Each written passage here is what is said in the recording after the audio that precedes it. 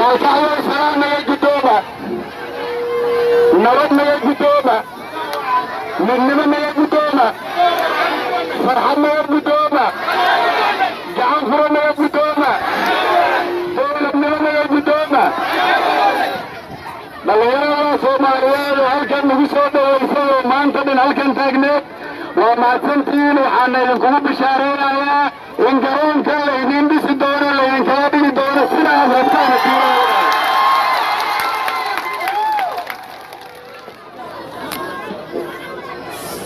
shacabka iyo dowladdu waa wadnihii iyo beerka qofka bini'aadanka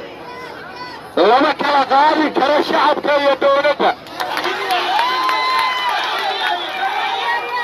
dowlad aan shacab lahaynna shacab maaha shacab aan dowlad lahaynna dowlad maaha waa ku mahadsantihiin gaalkacyo inaad idinku muujisaan tusaalahaasaan hore loo arkin waxaan rabaa dhallinyarada halkan joogta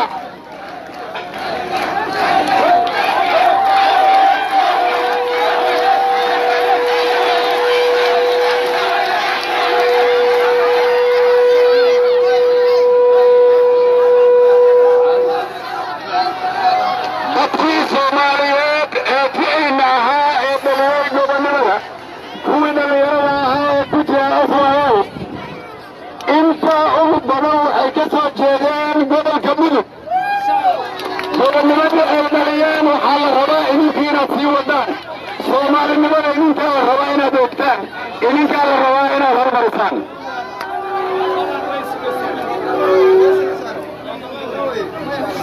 waa mahadsantiin waxaan rabaa inaan idiin sheego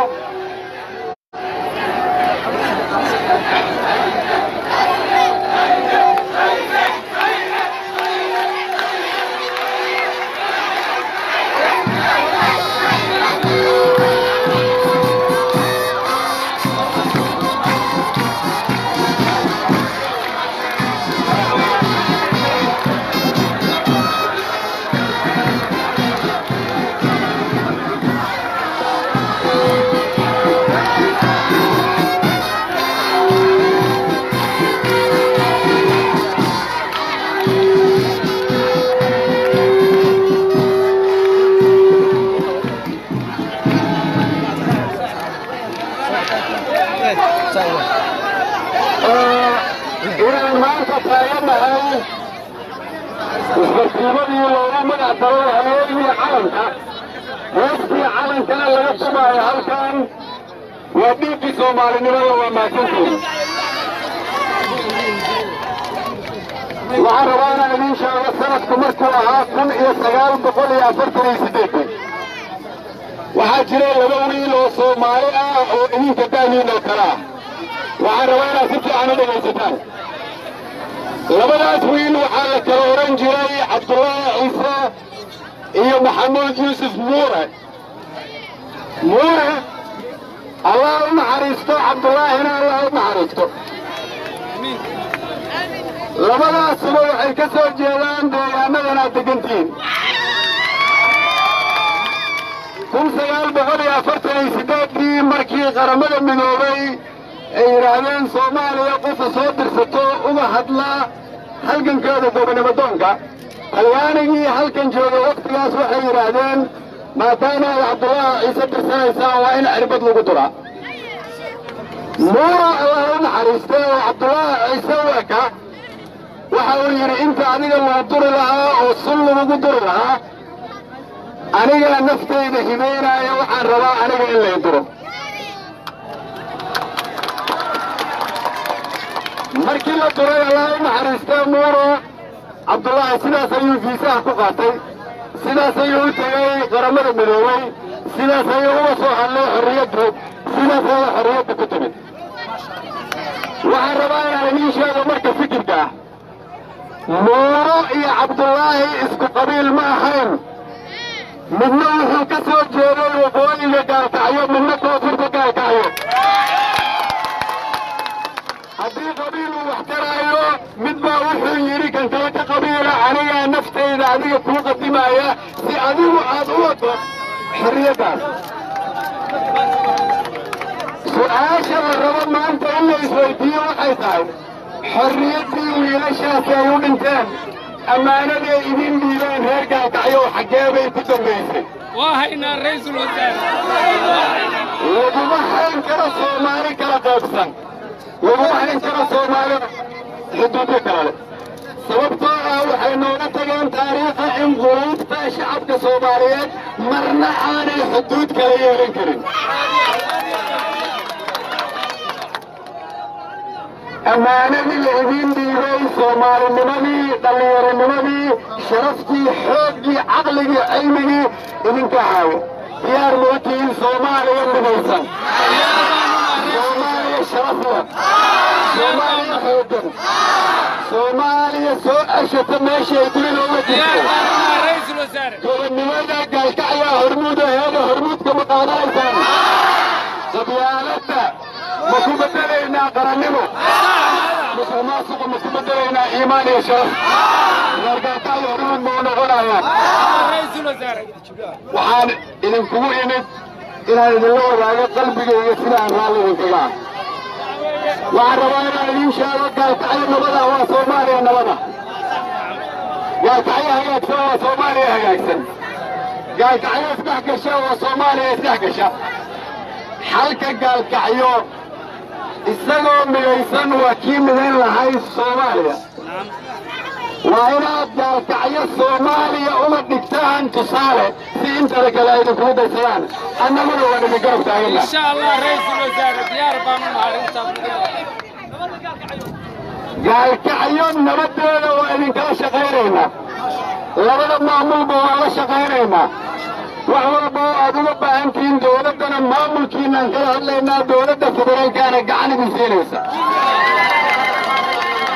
sidoo kale waxaan rabaa inaan idin xasuusiyo si loo xoraayo dalka waxaan bilaabnay in ciidamo laga qoro dhuusamareeb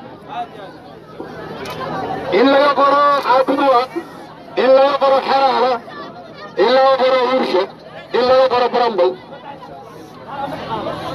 idinkana diyaar ma u tihiin dalkiina inaad difaacdaan dowladdiinana diyaaray u tahay Soomaaliya ha noolaato Soomaaliya ha midoobo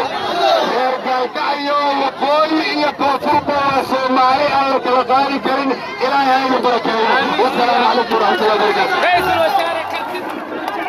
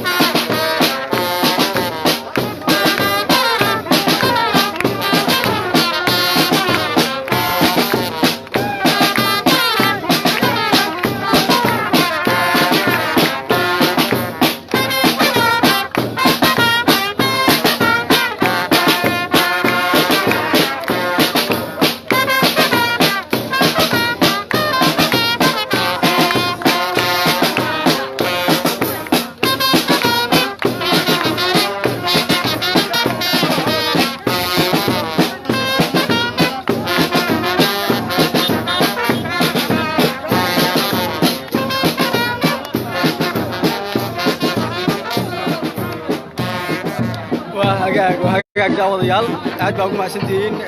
la socodka runtii taas ayaa lagu soo gabagabeeyay ra'iisul wasaarahana booqashadii tasriibkeey oo ku yimid dhalinyarada oo kula hadlayay habeen wanaagsan. Assalaamu alaykum warahmatullahi wabarakatuh.